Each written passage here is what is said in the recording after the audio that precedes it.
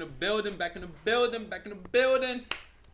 Now, I'm gonna introduce this next one here. The NBA's been crazy, like especially now that we heading into the All-Star break. Usually after All-Star break is when stuff starts getting turned up. It starts getting turned up. It starts ramping up. It starts ramping up because now everybody's fighting for standings, for playoff seeds, for playoff berths, play-ins, all that. Home court advantage. Everybody's playing for something now. There's a couple teams I wanted to touch on. If we're gonna start in the East, let's start with the Cleveland Cavaliers. Before anything is being said, before anything is said, Donovan Mitchell deserves MVP considerations.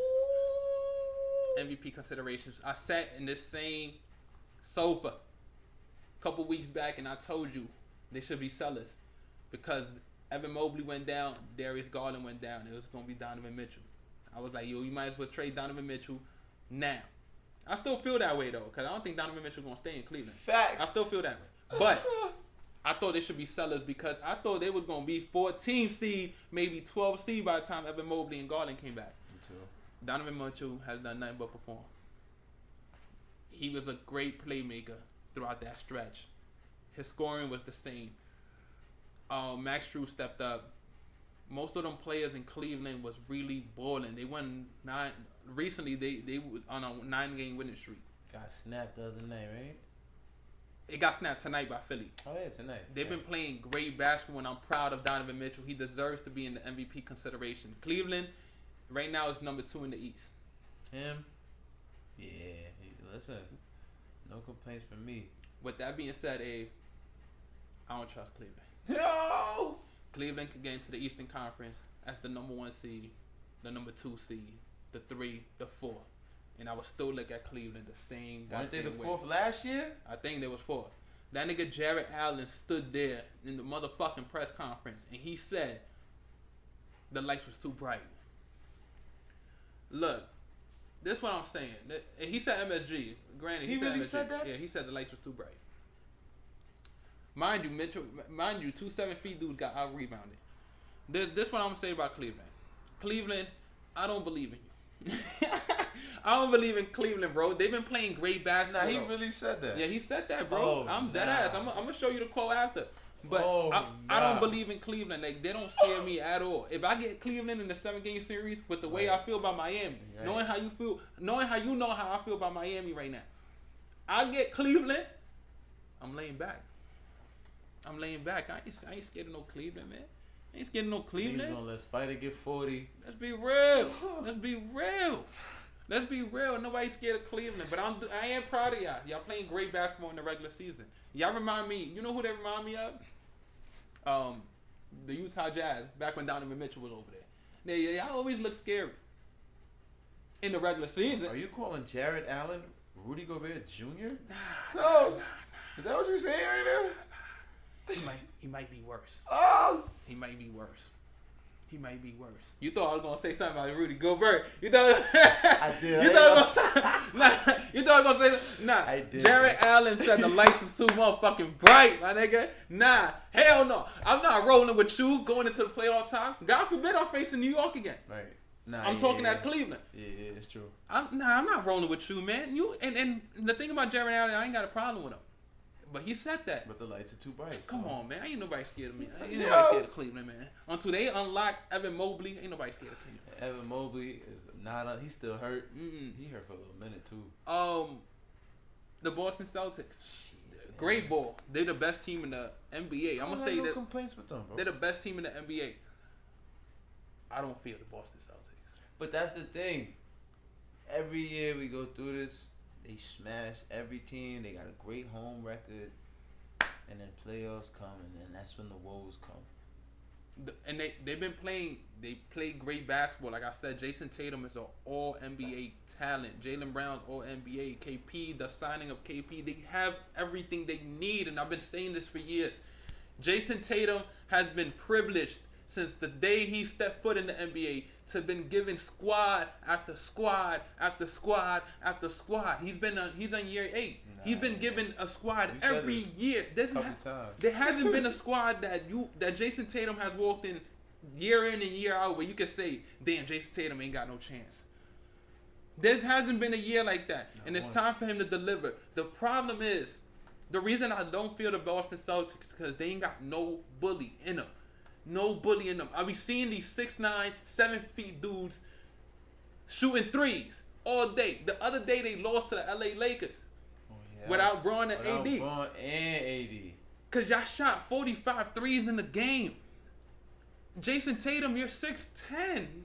Jaylen Brown, you're 6'8", 6'9", maybe 6'7". That was a conundrum. What's going on? Like, why? Yo, that's the reason I don't trust Boston to win chips. Because once the jump shot starts falling, then the turnovers come. They get moody. And the turnovers And the thing is, for me, I agree with you on that part. And this also goes into their coaching.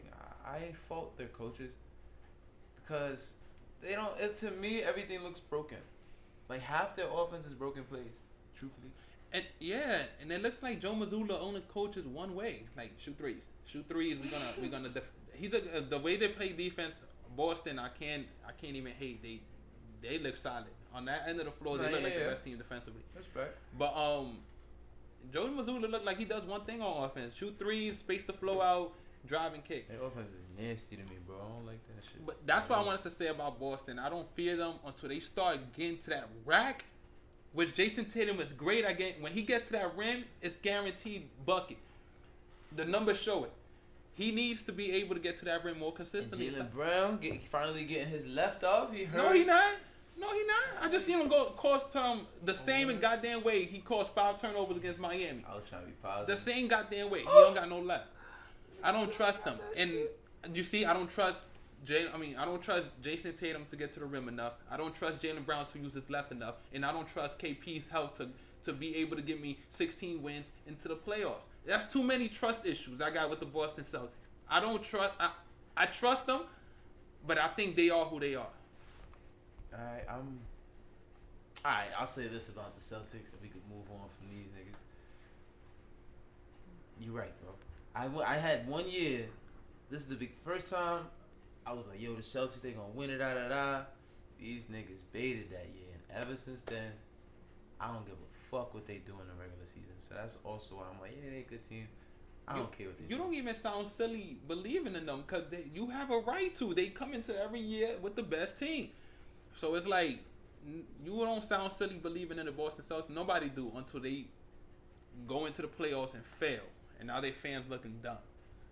But the Miami Heat, they just all over the place. Like I don't even know where to start. I'm gonna keep it short and simple because I don't know where to start with the Miami Heat. There's so many issues with them. They don't have enough talent to compete with anything. I told you before, we grit and grind with everything, and I'm tired of the grit and grind. I want Pat Riley to finally get some talent. We cannot keep seeing the East improve, and we good with our team. Niggas be getting it out the mud. We have 6'5" dudes guarding power forwards. How many times y'all want Caleb Martin to run the power forward in the playoffs? Like, we can't keep doing this.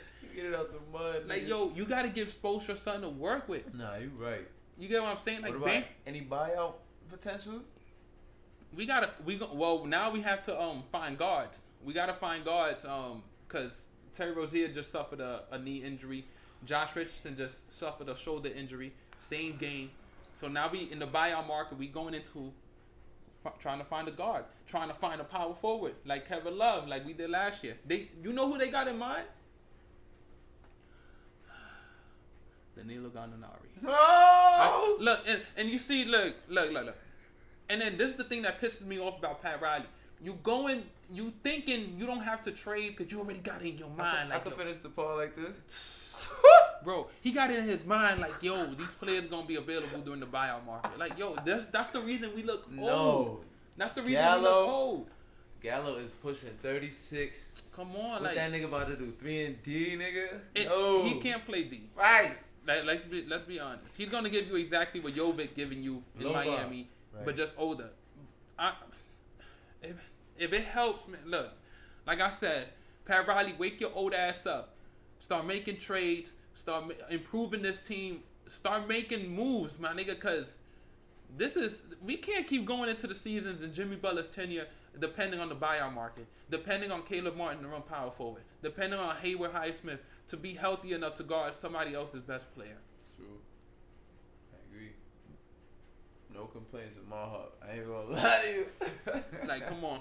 That's and that's all I have to say about the East. One more thing about the East. Credit Chicago and Atlanta. Ave, they supposed to be tanking. They're supposed to be tanking. Facts.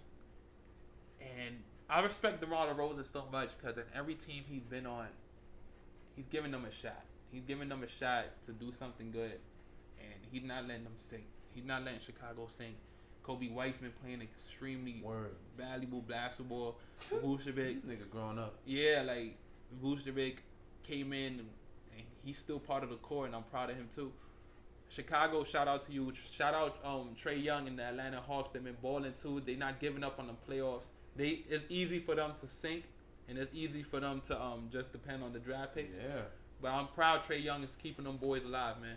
Shout out to the coaching too. Respect. We'll be back with the West Coast topics. I said West Coast topics. We'll be back with the West Coast state of the NBA. You know what's up. From east to west.